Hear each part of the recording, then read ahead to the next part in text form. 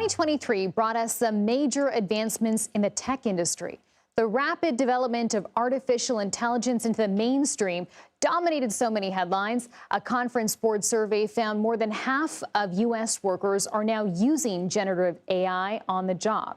We also saw some big changes in the worlds of social media, cryptocurrency, and several other sectors. Jolyn Kent joins us now to chat more about the look back in this year in tech. She is the CBS News Senior Business and Tech Correspondent. Jolyn, thanks for being with us. Thanks for having me. So let's start with AI. I mean, how did we see AI really evolve in 2023? AI basically became mainstream this year. It went mainstream because of ChatGPT 4, and this iteration became something that so many people across different industries across the country and around the world decided they wanted to engage with. It's a chat bot that's really easy and accessible to use. So as we look ahead, given all of the open AI drama that unfolded back in November, Sam Altman, the CEO, is back in place. We expect to see another ChatGPT iteration, perhaps ChatGPT 5, come out sometime next year in the first half of the year. And the idea is it would be even more sophisticated and a more accessible version, more human-like perhaps. And so this is what we're expecting for next year. Is AI is going to be not just used more in day-to-day life and by businesses, but it's also going to come under more scrutiny. We just saw today the New York Times, of course, suing OpenAI and Microsoft for copyright infringement.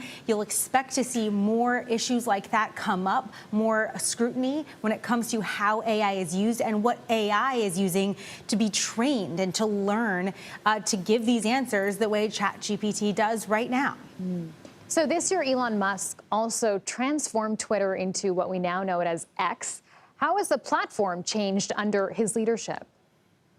I think transformed is a really generous way of putting it, frankly.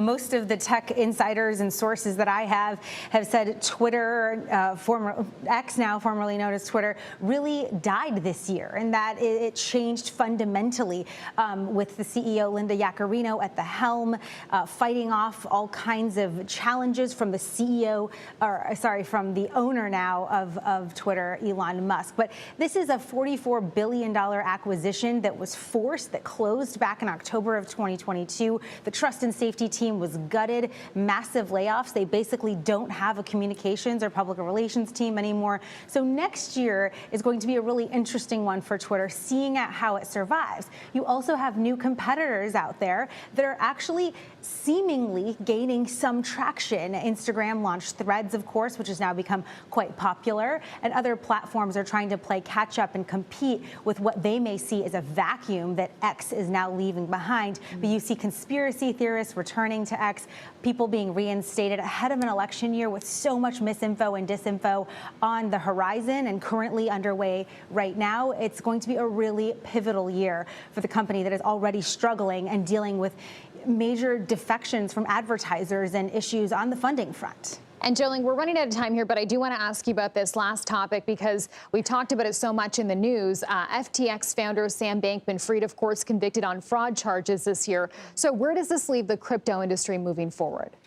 The crypto industry is under so much of a magnifying glass. There's so much scrutiny. I hate to keep using that word over and over again, but aside from FTX and SBF and the outcome on that front, you had the DOJ charging Binance and CZ. You also had Coinbase and Kraken and Binance charged by the SEC. So if you look at the overall landscape, given this sort of fragile, strong data in this economy, but also fragile mental state of this economy, crypto is in kind of a moment of scrutiny. And so we'll see what happens next year, but expect a lot more news on that front. Okay, Jolyn Kent in Los Angeles, thanks so much.